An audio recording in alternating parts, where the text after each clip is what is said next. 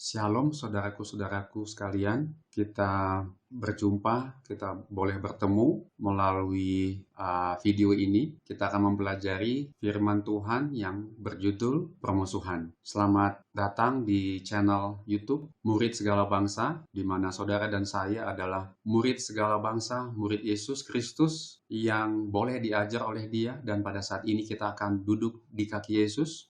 Duduk di kakinya untuk mendengarkan satu pelajaran yang boleh membuat kita untuk kita menyadari keadaan kita pada saat ini. Murid Segala Bangsa adalah satu channel yang boleh menjadi satu wadah bagi kita untuk boleh mengisi channel ini dengan firman Tuhan, dengan seluruh ajaran Yesus Kristus yang ada di dalam firman Tuhan, dan biarlah dengan channel ini boleh menjadi berkat bagi orang banyak, dan banyak orang akan mengenal channel ini, dan dia akan menjadi murid Yesus Kristus dari segala bangsa, suku, dan bahasa. Itulah yang Tuhan amanatkan kepada kita sesuai dengan amanat agung di dalam Matius 28 ayat 19 sampai 20. Baik, saudara-saudaraku, sebelum kita membahas firman Tuhan pada saat ini, mari kita tunduk kepala, kita boleh berdoa sejenak meminta penyertaan Tuhan di dalam pelajaran ini. Kita bersatu di dalam doa. Ya Tuhan, Bapa kami yang bertahta di dalam kerajaan surga, terima kasih ya Tuhan atas segala kebaikan yang Engkau berikan kepada kami. Pada saat ini ya Tuhan, kami boleh duduk di kaki-Mu untuk mendengarkan sabda-Mu berbicara kepada kami. Tuntun hamba-Mu yang akan membawakan, yang akan mempelajari juga bersama-sama dengan pemirsa pada saat ini, dan biarlah melalui pelajaran pada saat ini, kami boleh diberikan kekuatan untuk menjalani kehidupan kami sehari-hari. Kami boleh setia setiap saat di dalam kehidupan kami, dan kami boleh mempersiapkan umat-umat Tuhan untuk boleh siap menantikan kedatangan-Mu yang kedua kali yang tidak lama lagi. Dan biarlah Roh Kudus yang menyertai kami pada saat ini memberikan pengertian dan hikmat, dan biarlah Engkau yang mengendalikan seluruh materi pelajaran pada saat ini. Terima kasih ya Tuhan, di dalam nama Yesus kami berdoa dan mengucap syukur, amin. Baik saudara-saudaraku, pada saat ini kita akan belajar, dan ada 12 slide, tetapi di dalam beberapa slide ada beberapa materi atau kutipan yang akan kita pelajari. Baik, mari kita mulai. Nah, kenapa judul ini mau saya bahas atau angkat? Karena di dalam pelajaran Alkitab beberapa minggu yang lalu, yaitu ada ayat yang muncul dan ada kata permusuhan. Tetapi setelah saya bagikan kepada beberapa jemaat, ada yang mungkin belum terlalu memahami ayat dari Kejadian 3:15. Nah, ini bermula dari pembahasan pelajaran firman Tuhan yang mempunyai ayat inti jadi Kejadian 3:15. Dan di sini ada satu kata kecil atau judul kecil yang mengikuti judul besarnya, permusuhan, tetapi itu disebut sebagai karunia Tuhan. Nah, kenapa permusuhan ini disebut sebagai karunia Tuhan? Di dalam kutipan yang saya baca disebut kasih karunia Tuhan. Baik, ini ayatnya saudara-saudara. Kejadian 3:15, aku akan mengadakan permusuhan antara engkau dan perempuan ini, antara keturunanmu dan keturunannya akan meremukkan kepalamu, dan engkau akan meremukkan tumitnya. Nah, ketika mempelajari ayat ini, kita mungkin ada yang bertanya, ayat ini dikatakan oleh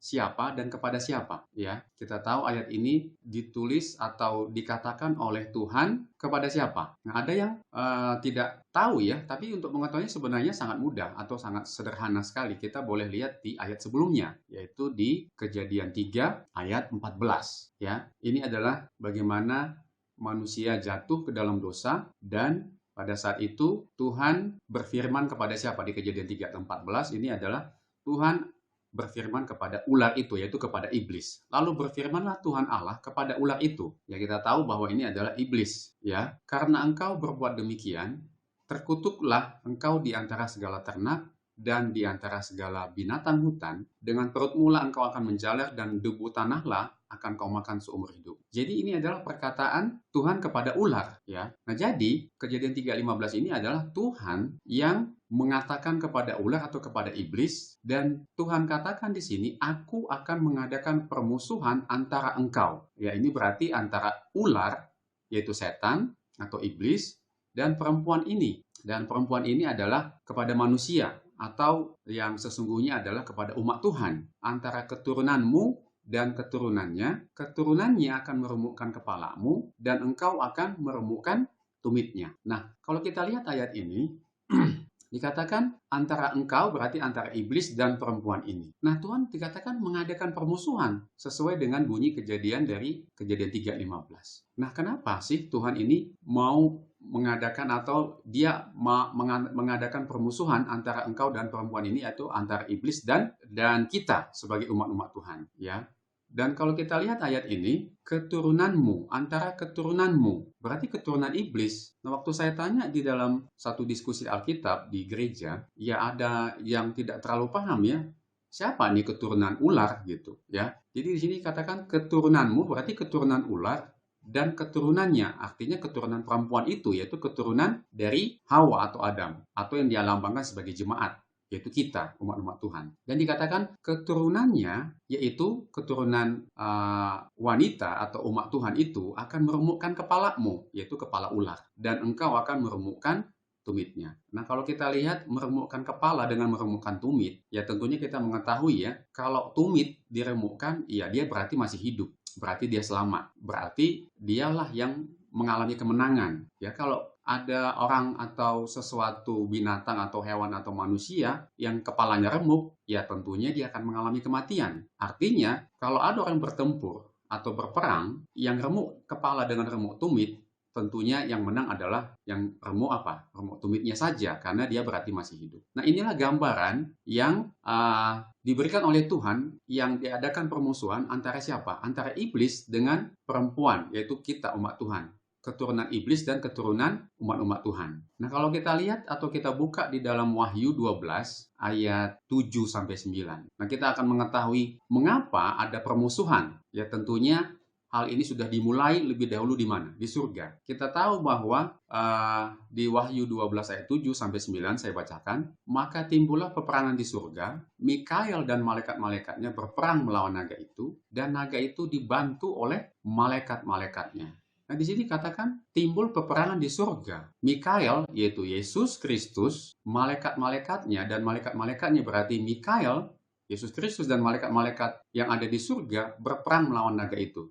Yaitu siapa? Yaitu iblis. Dan naga itu juga dibantu oleh malaikat-malaikatnya. Dan dari peperangan ini, mereka tidak dapat bertahan. Artinya, iblis dan malaikat-malaikatnya kalah dan tidak mendapat tempat lagi di surga. Dan naga besar itu, si ular tua yang disebut iblis atau setan, yang menyesatkan seluruh dunia, dilemparkan ke bawah. Ia dilemparkan kemana? Ke bumi, bersama dengan malaikat-malaikatnya. Dan dari ayat ini kita dapat mengetahui bahwa peperangan atau permusuhan antara umat Tuhan dengan umat iblis itu terjadi karena ini sudah dimulai dulu di mana? Di surga. Dan peperangan itu berlanjut dari surga masuk ke dalam apa? Ke dalam dunia ini, ke dalam bumi ini. Dan pada saat ini kita sedang dalam keadaan apa? Berperang, ya, dengan judul Perang di Surga. Saya akan bacakan satu kutipan yang mendukung Wahyu 12 ayat 7-9 tadi. Ya. Ini saudara bisa lihat, saya bacakan. Malaikat yang baik menangis mendengar perkataan iblis dan kecongkakannya. Allah menyatakan bahwa mereka yang memberontak tidak akan tinggal di surga lagi. Keadaan mereka yang tinggi dan bahagia itu telah diadakan dengan syarat ketaatan pada hukum yang telah Allah berikan untuk mengatur tingkat kecerdasan yang tinggi. Tetapi tidak ada ketentuan yang dibuat untuk menyelamatkan mereka yang berani melanggar hukumnya. Ini awal mula setan jatuh ke dalam dosa ya. Setan semakin berani dalam pemberontakannya dan menyatakan penghinaannya terhadap hukum Sang Pencipta. Iblis tidak dapat menanggungnya. Dia mengklaim bahwa malaikat tidak memerlukan hukum, tetapi harus dibiarkan bebas mengikuti kehendak mereka sendiri, yang akan menuntun mereka ke jalan yang benar, bahwa hukum adalah pembatasan kebebasan mereka, dan bahwa menghapuskan hukum adalah salah satu tujuan utama dari pendiriannya. Ini pendirian dari iblis. Kondisi para malaikat menurutnya perlu diperbaiki. Tidak demikian halnya dengan pikiran Allah yang telah membuat hukum dan meninggikan mereka yang setara dengan dirinya sendiri. Kebahagiaan bala tentara malaikat terdiri dari ketaatan mereka yang sempurna kepada hukum. Masing-masing memiliki tugas yang khusus yang ditugaskan kepadanya. Dan sampai iblis memberontak, terdapat keteraturan yang sempurna dan tindakan yang harmonis di surga. Jadi pada saat itu, ya, surga itu dalam keadaan harmonis, tetapi iblis dikatakan memberontak. Nah, ini ayatnya, bunyinya, maksudnya kutipannya bunyinya yang mendukung tadi kejadian Wahyu 12, dari Wahyu 12 ayat 7 sampai 9. Ini dia. Kemudian terjadilah peperangan di surga. Tadi kalau di dalam Wahyu 12 itu Mikael, ya, itu adalah Kristus, anak Allah, penguasa surga, dan para malaikatnya yang setia terlibat dalam konflik dengan si jahat, dan mereka yang bersekutu dengannya, anak Allah dan para malaikat yang benar dan setia menang. Sesuai dengan Wahyu 12 ayat 8, ya, bahwa mereka tidak dapat bertahan, tidak mendapat lagi tempat di surga. Karena malaikat Allah yang menang di sini dikatakan. Malaikat Tuhan yang menang. Dan iblis dan para simpatisannya diusir dari surga. Seluruh bala tentara surgawi mengakui dan memuja Allah yang adil. Tidak ada noda pemberontakan yang tersisa di surga. Semua kembali damai dan harmonis seperti sebelumnya. Jadi surga dalam keadaan harmonis setelah iblis dikalahkan karena dia dilempar dari surga, ya, ke dunia, ke bumi. Para malaikat surga di surga meratapi nasib mereka yang telah menjadi teman mereka dalam kebahagiaan dan sukacita. Kehilangan mereka sangat terasa di surga. Jadi kehilangan apa? Malaikat-malaikat yang lain yang mengikut siapa? Mengikut iblis. Kemudian ini yang kutipan berikutnya. Bapa berunding dengan anaknya tentang bagaimana cara melaksanakan tujuan mereka untuk menjadikan manusia sebagai penghuni bumi. Dia akan menempatkan manusia dalam masa percobaan untuk menguji kesetiaannya sebelum dia mendapatkan keselamatan kekal.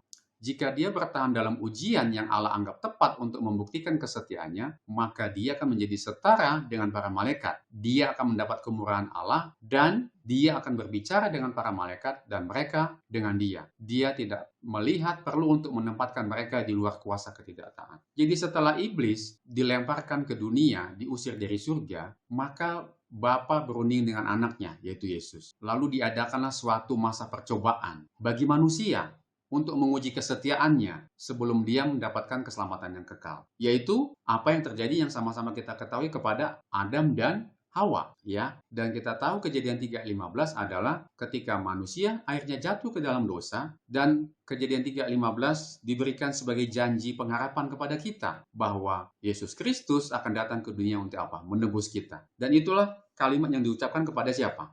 Kepada iblis, kepada ular itu. Nah, mungkin ada yang bertanya, mengapa Tuhan mengadakan permusuhan ini? Ini menjadi pertanyaan yang ada di benak kita atau di benak saudara mungkin setelah mempelajari kutipan tadi atau ayat yang sudah dibagikan pada saat ini. Mengapa Tuhan mengadakan permusuhan ini? Mari kita lihat jawabannya. Nah, di sini ada satu kutipan lagi. Saya ambil dari satu buku renungan firman Tuhan, ya, dari buku From the Heart, ya. Ini kalau di dalam bahasa Inggrisnya, ya, itu dia, ya, From the Heart. Kemudian ini saya translate, ya. Ya, ini dia saya translate. Nah, di sini judulnya adalah permusuhan ini adalah karunia Tuhan. Nah, dari sinilah judul itu diambil, sesuai dengan judul renungan ini juga, firman Tuhan dari buku From the Heart atau dari hati, tanggal 2 Juni. Nah, kita akan baca. Dalam nubuat pertama yang terdapat di dalam kitab suci, ini kita dapat menemukan sebuah isyarat tentang penebusan. Ya, ini adalah Kejadian 3:15, ya. Ini ayat inti dalam renungan ini, sama dengan materi pembahasan kita pada saat ini. Meskipun merupakan bagian dari kalimat yang diucapkan kepada ular, kalimat ini diucapkan di hadapan orang tua kita yang pertama. Jadi pada saat Tuhan mengucapkan kalimat ini kepada ular, tapi orang tua kita yang pertama yaitu Adam dan Hawa ada di situ pada saat itu diucapkan. Dan oleh karena itu harus dianggap sebagai sebuah janji. Meskipun kalimat ini mengumumkan perang antara iblis dan manusia, kalimat ini menyatakan bahwa kekuatan musuh yang besar pada akhirnya akan dipatahkan. Nah, ini adalah satu kabar baik bagi kita, ya. Walaupun kita dikatakan dalam keadaan berperang, tetapi bahwa musuh itu, yaitu iblis itu pada akhirnya akan kalah, gitu. Kemudian kita lanjut, ya. Adam dan Hawa berdiri sebagai penjahat di hadapan Allah. Mereka menantikan hukuman yang akan dijatuhkan atas pelanggaran mereka. Namun sebelum mereka mendengar tentang duri dan onak,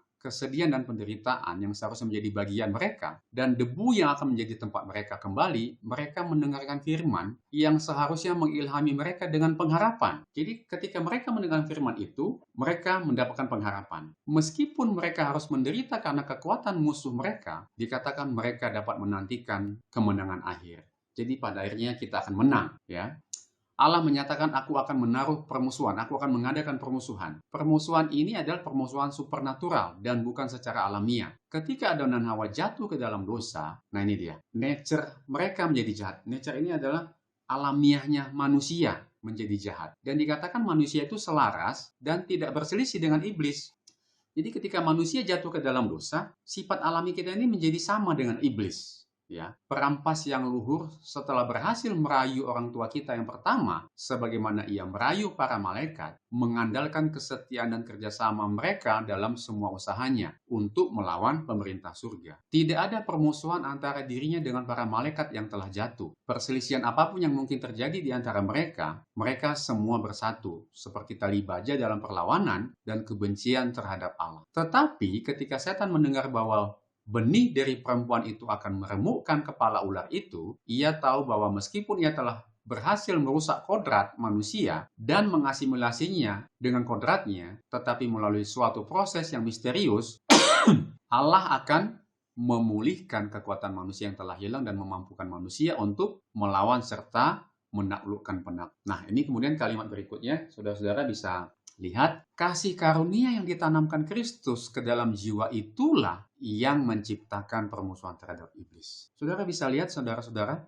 kasih karunia yaitu permusuhan itu ditanamkan Kristus ke dalam jiwa kita, ke dalam hidup kita, ke dalam jiwa kita sebagai manusia. Kenapa? Karena dikatakan di sini, tanpa kasih karunia ini, kita akan terus menjadi tawanan iblis. Hamba-hamba yang selalu siap untuk melakukan perintahnya. Jadi kalau tidak ada permusuhan, karunia yang Tuhan berikan kepada kita, maka kita akan terus menjadi tawanan iblis, dikatakan sesuai dengan apa? Firman Tuhan pada saat ini. Ya, jadi berarti Tuhan memberikan satu kebaikan kepada kita untuk mengadakan apa? Atau menciptakan apa? Permusuhan terhadap apa? Terhadap iblis, karena kalau tidak, kita akan menjadi tawanannya. Dan kita tidak akan bisa menang melawan siapa? Melawan iblis. Kemudian kutipan berikutnya, ini dari buku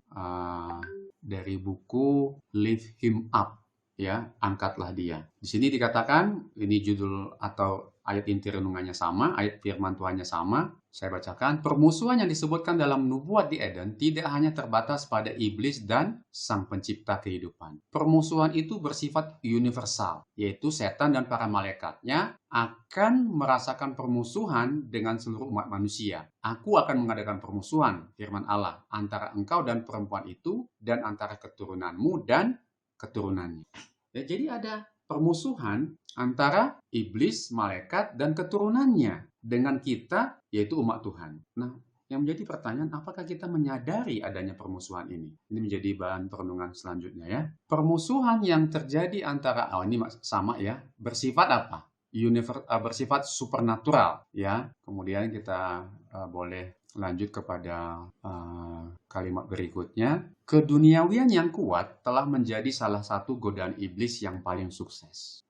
Saudara-saudara, inilah yang kalau Tuhan ingin menciptakan permusuhan, kita mengenali siapa lawan kita, musuh kita yaitu iblis, dia berusaha untuk membuat kita memusuhi iblis supaya kita tidak tertawan oleh godaannya. Tetapi di sisi yang lain, di sini kita tahu bahwa iblis pun memberikan perlawanan. Yaitu apa? Keduniawian yang kuat telah menjadi salah satu godaan iblis yang paling sukses. Inilah yang mau iblis tanamkan kepada kita, ya. Tetapi Tuhan tanamkan, lawan itu keduniawian. Jangan kamu terima, karena dia mengadakan apa? Permusuhan dengan iblis. Iblis memberikan keduniawian, tetapi Tuhan menanamkan sifat permusuhan atau hawa surgawi kepada kita supaya kita jangan jatuh ke dalam keduniawian itu. Dia merancang untuk membuat hati, yaitu iblis, ya.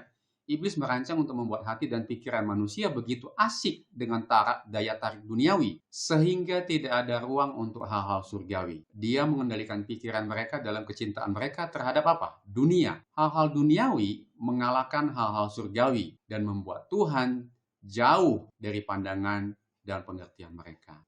setan hanya mencapai tumit. Nah, ia tidak dapat menyentuh kepala. Artinya, dia tidak dapat menang. Pada saat kematian Kristus, iblis melihat bahwa ia telah dikalah. Jadi pada saat Yesus disalib, yang iblis pikir bahwa dia bisa mengalahkan Yesus, tetapi ternyata iblis itu apa? Kalah, ya, dan Yesus yang menang. Ia melihat bahwa karakter yang sesungguhnya telah dinyatakan dengan jelas di hadapan seluruh surga, dan bahwa makhluk-makhluk surgawi dan dunia yang telah Allah ciptakan akan sepenuhnya berpihak kepada Allah. Kemanusiaan Kristus akan menunjukkan untuk selama-lamanya pertanyaan yang menyelesaikan kontroversi. Nah, ini dia. Ya, kemudian, nah ini ada satu lagi lanjutan dari kutipan-kutipan yang tadi. Saya boleh untuk melengkapi pengertian kita dan pemahaman kita. Ya, di sini dikatakan, ya, nih, saya lanjut. Setan memanggil semua pasukannya dan mengerahkan seluruh kekuatannya ke dalam peperangan. Mengapa ia tidak menemui perlawanan yang lebih besar? Ya, ini pertanyaan, tanda tanya nih. Mengapa para prajurit Kristus begitu mengantuk dan tidak peduli? Karena mereka hanya memiliki sedikit hubungan yang nyata dengan Kristus. Kenapa? Karena mereka begitu miskin akan rohnya. Dosa bagi mereka bukanlah sesuatu yang menjijikkan, seperti halnya bagi guru mereka. Mereka tidak menghadapinya seperti halnya Kristus, dengan perlawanan yang tegas dan teguh. Mereka tidak menyadari kejahatan dan kekejian yang luar biasa dari dosa. Dan mereka dibutakan oleh karakter dan kuasa pangeran kegelapan. Hanya ada sedikit permusuhan terhadap iblis dan pekerjaannya, karena ada begitu banyak ketidaktahuan mengenai kuasa dan kejahatannya, dan luasnya peperangannya melawan Kristus dan gerejanya. Saudara bisa lihat di sini, banyak orang tertipu di sini. Saudara-saudara, di Matius 24 ketika Yesus mengatakan mengenai peristiwa-peristiwa yang akan terjadi di akhir zaman, yang terjadi adalah apa? Penipuan. Banyak orang akan kena tipu, ya. Nah, di sini dikatakan juga demikian, banyak orang tertipu di sini. Ya, tentunya dengan firman ini kita berharap bahwa kita akan mengetahui kedok penipu itu dan kita tidak akan tertipu, dan kita mengenal siapa musuh kita. Yang menjadi masalah kalau kita kena tipu adalah kita tidak tahu siapa musuh kita, ya. Mereka tidak tahu bahwa musuh mereka adalah seorang jenderal yang perkasa, yang mengendalikan pikiran para malaikat jahat. Saudara-saudara, kalau kita lihat kutipan ini, malaikat saja dia bisa tipu, iblis ini bisa tipu gitu. Nah, kita ini adalah pada saat itu adalah malaikat, itu adalah manusia, maksud saya, itu adalah makhluk ciptaan Tuhan di bawah malaikat. Nah, kalau iblis saja bisa menipu malaikat, bagaimana dengan kita? Ya, itulah sebabnya makanya kita membutuhkan satu kekuatan dari siapa? Dari Tuhan untuk bisa memenangkan peperangan ini. Ya, di sini dikatakan mereka tidak tahu siapa ini, yaitu orang-orang yang kena tipu, orang-orang yang mencintai keduniawian seperti bahasan kita tadi. Banyak manusia pada saat ini tidak tahu musuh mereka yang adalah seorang jenderal yang perkasa, dikatakan, yang mengendalikan pikiran para malaikat jahat, dan dengan rencana yang matang dan gerakan-gerakan yang terampil dia berperang melawan Kristus untuk mencegah keselamatan jiwa-jiwa. Jadi agar kita tidak selamat, itu tujuan dari iblis. Di antara orang-orang yang mengaku Kristen, nah ini dia, bahkan di antara para pelayan Injil hampir tidak pernah terdengar referensi tentang setan, kecuali mungkin penyebutannya secara insidental di mimbar. Mereka mengabaikan bukti-bukti aktivitas dan keberhasilannya yang terus-menerus. Mereka mengabaikan banyak peringatan akan kehalusannya. Mereka tampaknya mengabaikan keberadaannya. Jadi saudara-saudara, kita ini tidak mengetahui gerakan iblis di dalam kehidupan kita, dikatakan di sini, ya. Sementara manusia tidak peduli dengan alatnya, musuh yang waspada ini selalu mengintai mereka setiap saat. Dia menyusupkan kehadirannya di setiap bagian rumah tangga, di setiap jalan, di kota-kota kita, di gereja-gereja. Saudara lihat ini, setan bekerja juga di gereja-gereja, di dewan-dewan nasional, di pengadilan-pengadilan. Dia membingungkan, dia menipu, merayu, di mana-mana menghancurkan jiwa dan tubuh laki-laki dan perempuan dan anak-anak. Memecah belah keluarga-keluarga, menabur kebencian, meniru-niru, perselisihan, penghasutan, dan pembunuhan. Dan dunia Kristen tampaknya menganggap hal ini seolah-olah Allah telah menetapkannya dan harus ada. Setan berusaha untuk mengalahkan umat Allah dengan meruntuhkan tembok-tembok pemisah yang memisahkan mereka dari dunia. Israel kuno, maksudnya Israel yang lampau, terjerumus ke dalam dosa ketika mereka masuk ke dalam pergaulan yang terlarang dengan orang-orang kafir. Dengan cara yang sama, saudara lihat, dengan cara yang sama seperti Israel yang lampau, kita juga sebagai Israel rohani, Israel modern juga disesatkan karena ilah dunia ini telah membutakan pikiran mereka yang tidak percaya, sehingga mereka tidak dapat melihat cahaya kemuliaan Injil. Kristus yang adalah gambaran Allah. Itu tertulis di dalam 2 Korintus 4 ayat 4. Semua orang yang tidak memutuskan untuk menjadi pengikut Kristus adalah hamba iblis. Jadi hanya ada dua. Kalau dia tidak hamba Kristus, yaitu dia berarti hamba iblis. Di dalam hati yang belum dilahirkan kembali terdapat cinta akan dosa dan kecenderungan untuk menghargai dan memaafkannya. Di dalam hati yang telah diperbaharui terdapat kebencian terhadap dosa dan tekad yang kuat untuk melawannya. Jadi kita harus mengalami apa? Hati yang dibaharui supaya kita benci terhadap dosa. Kita mempunyai tekad untuk melawannya. Ketika orang Kristen memilih untuk berada di tengah-tengah masyarakat yang fasik dan tidak percaya, mereka membuka diri mereka terhadap pencobaan. Setan menyembunyikan dirinya dan pandangan dengan diam-diam, menarik selubungnya yang menipu, menutupi mata mereka. Mereka tidak dapat melihat bahwa pergaulan seperti itu diperhitungkan untuk mencelakakan mereka. Dan sementara setiap saat mereka berasimilasi dengan dunia dalam karakter, perkataan dan tindakan, mereka menjadi semakin dibuta. Penyesuaian diri dengan adat istiadat duniawi akan mengubah gereja menjadi dunia. Hal ini tidak akan pernah mengubah dunia menjadi Kristus. Keakraban dengan dosa pasti akan menyebabkan dosa tampak kurang menjijikkan. Barang siapa memilih untuk bergaul dengan hamba-hamba iblis akan berhenti takut kepada Tuannya. Ketika di jalan tugas kita dihadapkan pada pengadilan seperti Daniel di istana raja, kita boleh yakin bahwa Allah akan melindungi kita, tetapi jika kita menempatkan diri kita di bawah pencobaan, cepat atau lambat kita akan apa? Kita akan jatuh. Nah, inilah yang saya ambil dari buku The Great Controversy, ya, kemenangan akhir. Dikatakan di sini, ini masih ada, tetapi ini cukup panjang. Saudara bisa nanti bisa baca selanjutnya. Tapi kita dari kutipan ini dapat mengetahui apa? Sebenarnya dan sesungguhnya akan sedang terjadi apa? Peperangan di dalam kehidupan kita. Baik, saya lanjut dengan slide berikutnya. Nah, firman Tuhan katakan kepada kita di dalam Efesus 6 ayat 12. Karena perjuangan kita bukanlah melawan darah dan daging, tetapi melawan pemerintah-pemerintah, melawan penguasa-penguasa, melawan penghulu-penghulu dunia yang gelap ini, melawan roh-roh jahat di udara. Jadi perjuangan kita ini bukanlah melawan manusia. Sebenarnya kita, kalau ada manusia yang jahat kepada kita, sebenarnya yang kita lawan itu adalah apa? Roh-roh jahat. Yaitu dia telah dipengaruhi oleh siapa? Oleh iblis. Dan inilah keadaan kita pada saat ini. Dan pertanyaannya bagi kita, apakah kita menyadari keadaan kita yang sedang dalam keadaan apa? Berperang. Saya tutup pembahasan kita pada saat ini. Ya, ini ayatnya, ayat intinya ini ayat Efesus 6 ayat 12 di dalam renungan kamu akan menerima kuasa. Ya, ini firman Tuhan dalam buku renungan menerima kuasa, kamu akan menerima kuasa 1 Desember. Ini penutupnya. Kehidupan Kristen adalah sebuah peperangan. Pertanyaannya bagi kita, apakah kita menyadari bahwa hidup kita ini adalah sebuah peperangan pada saat ini. Tetapi perjuangan kita bukanlah melawan darah dan daging, tetapi melawan pemerintah-pemerintah. Ini ayat yang tadi sudah kita baca. Dalam peperangan antara kebenaran dan ketidakbenaran ini, kita dapat berhasil hanya dengan pertolongan ilahi. Kehendak kita yang terbatas harus ditundukkan kepada kehendak yang tak terbatas. Jadi ini adalah satu penutup yang saya mau bagikan.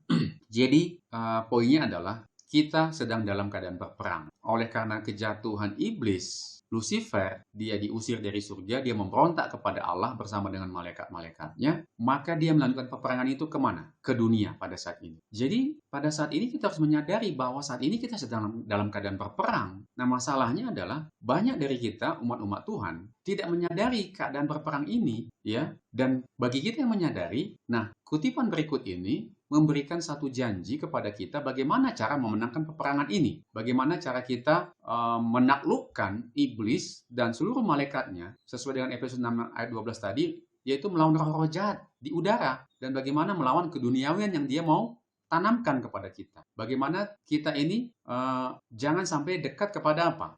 Sifat-sifat yang mau diberikan oleh iblis kepada kita. Saya lanjut, di dalam peperangan ini antara kebenaran dan ketidakbenaran ini kita dapat berhasil. Nah, dikatakan kita hanya dapat berhasil hanya dengan pertolongan ilahi. Nah, kita harus menyadari bahwa kekuatan kita sebagai manusia tidak sanggup dan kita membutuhkan pertolongan ilahi. Kehendak kita yang terbatas harus ditundukkan kepada kehendak yang tak terbatas. Kehendak manusia harus dipadukan dengan kehendak ilahi. Hal ini akan membawa Roh Kudus untuk menolong kita, dan setiap penaklukan akan mengarah pada pemulihan kepemilikan yang telah dibeli oleh Allah pada pemulihan gambarnya di dalam jiwa. Tuhan Yesus bertindak melalui Roh Kudus, karena Roh Kudus adalah wakilnya. Jadi pada saat ini Yesus bertindak. Dia ada pada saat ini, yaitu melalui apa?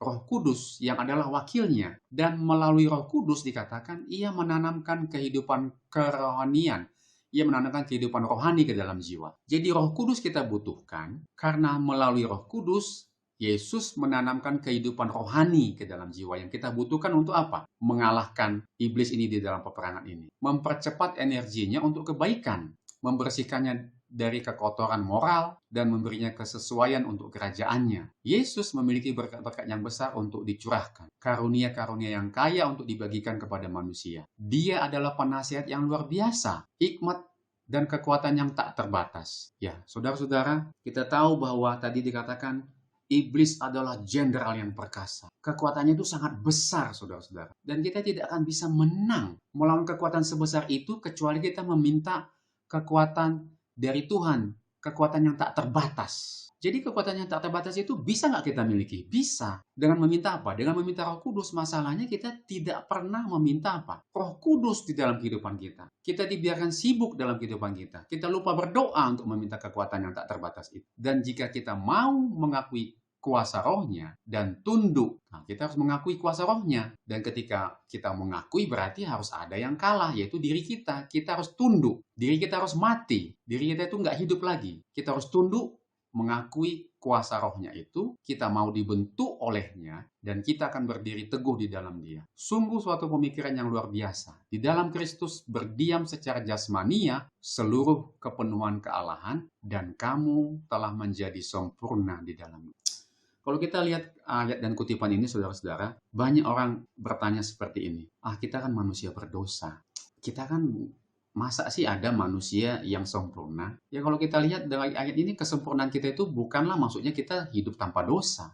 Bukan itu. Kesempurnaan kita, ya kalau kita bahas lebih lanjut, nanti bisa panjang, tetapi kita mari fokuskan kepada yang telah kita baca, kesempurnaan, dan kamu telah menjadi sempurna di dalam dia. Artinya, sempurna itu adalah kita tunduk, kita mengakui kuasa rohnya. Ya, seperti yang Rasul Paulus katakan, bukan lagi aku yang hidup. Itulah kesempurnaan itu. Kesempurnaan bukan berarti kalau kita ini hidup tanpa dosa, bukan. Bukan berarti kita tidak pernah berdosa atau kehidupan yang sama sekali yang manusia itu dari awal sampai akhir dia tidak pernah berbuat dosa. Bukan seperti itu. Tetapi ketika kita menjadi manusia yang berdosa, kita menundukkan hidup kita, menundukkan diri kita, bukan lagi kita yang hidup, diri kita mati, lalu dia yang hidup di dalam kita, itulah kesempurnaan yang dimaksud apa? Di dalam firman Tuhan ini. Hati manusia tidak akan pernah gagal, hati manusia tidak akan pernah mengenal kebahagiaan sampai hati itu diserahkan untuk dibentuk oleh Roh Allah. Kita tidak akan pernah bahagia sampai hati itu dibentuk oleh Roh Allah.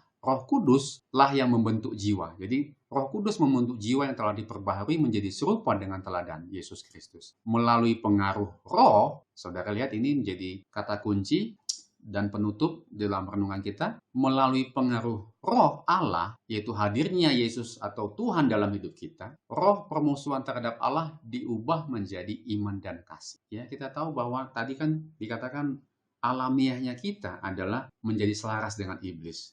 Lalu Tuhan menempatkan permusuhan, mengadakan permusuhan, dan ketika roh Allah itu hadir dalam hidup kita melalui pengaruh roh Allah, permusuhan Allah diubah menjadi iman dan kasih, dan kesombongan menjadi kerendahan hati, lalu jiwa merasakan keindahan kebenaran, dan Kristus dihormati dalam keunggulan dan kesempurnaan karakter. Ketika perubahan-perubahan ini terjadi, para malaikat bersorak-sorai dalam nyanyian yang meriah. Dan Allah serta Kristus bersukacita atas jiwa yang dibentuk menurut keserupaan ilahi.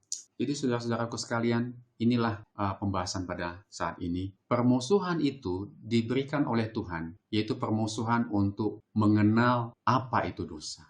Siapa itu iblis? Artinya, sebenarnya pada saat ini walaupun kita jatuh ke dalam dosa, kita seperti renungan tadi yang dikatakan tidak menjadi tawanan iblis. Kita diberikan kemampuan untuk menang. Dan kita diberikan pengenalan bahwa ini adalah sesuatu yang tidak benar, tidak sesuai dengan kehendak Tuhan. Dan hukum Tuhan juga diberikan kepada kita. Firman Tuhan diberikan kepada kita. Roh Kudus dikirim kepada kita. Sehingga sebenarnya bisa menghasilkan kesimpulan yang juga bisa dibahas di dalam pembahasan berikutnya, bahwa tidak akan pernah manusia jatuh ke dalam dosa karena ketidaktahuannya. Semua manusia jatuh, kalau dia jatuh dan melakukan dosa, dia menyadari sepenuhnya bahwa memang dia memilih untuk berdosa. Karena Tuhan sudah tempatkan permusuhan itu, jadi sebenarnya kita tahu bahwa itu adalah musuh kita. Iblis adalah musuh kita. Dan biarlah melalui renungan firman Tuhan, pada saat ini kita diberikan kekuatan, kita mendapatkan pencerahan bahwa permusuhan yang diberikan kepada manusia untuk memusuhi iblis di dalam Kejadian 3:15 adalah karunia, kasih karunia yang Tuhan berikan kepada kita supaya kita beroleh kemenangan, kita tidak menjadi tawanan iblis, dan kita boleh menerima Yesus yang telah menang, yang telah memberikan hidupnya di kayu salib, dan kita pun memberikan hidup kita kepada Tuhan, mau dibentuk, dan akhirnya kita akan diangkat ke surga, mengalami kemenangan, dan kita akan bersama-sama dengan umat-umat Tuhan yang lain untuk masuk ke dalam kerajaan surga. Biarlah kiranya firman Tuhan pada saat ini boleh menjadi berkat bagi kita. Terima kasih. Saya dengan Arbi Sinaga di channel YouTube Murid Segala Bangsa di youtube.com/arbi-sinaga. Biarlah saudara saya undang untuk boleh subscribe channel ini. Dengan pertolongan Tuhan, kita akan boleh di hari-hari mendatang, untuk pokok pembahasan yang mendatang, boleh dibagikan firman Tuhan yang boleh memberikan terang kepada kita dan mengusir kegelapan itu, yang memberikan kebenaran yang akan memerdekakan kita. Terima kasih. Sebelum kita tutup, kita akan berdoa sekali lagi. Ya Tuhan, terima kasih atas kebaikan Tuhan kepada kami. Pada saat ini kami telah mendengarkan firman Tuhan melalui Kejadian 3:15. Dan kami telah mempelajari ayat-ayat dan kutipan firman Tuhan, inspirasi dan pena inspirasi roh nubuat itu boleh memberikan kekuatan kepada kami. Biarlah Tuhan, umat-umat Tuhan, dan terlebih kepada orang-orang yang belum mengenal kebenaran, firman ini memberikan kekuatan kepada kami semua, bahwa Tuhan memberikan permusuhan kepada kami, kasih karunia yang Kau berikan kepada kami, untuk kami dapat mengenal siapa musuh kami, untuk kami dapat lebih mengenal bahwa itu adalah dosa ketika kami melanggar hukum Tuhan. Dan Tuhan memberikan 10 hukum, firman Tuhan, perintah Tuhan yang kepada kami, yang semakin memperjelas bahwa kami harus hidup sesuai dengan kehendak Tuhan. Terima kasih Tuhan, biarlah firman ini boleh menjadi berkat, dan orang lain boleh terberkati, kami semua boleh dibangun dan dikuatkan, dan mempersiapkan satu umat yang boleh siap sedia menantikan kedatangan-Mu. Di dalam nama Yesus kami berdoa dan mengucap syukur. Amin.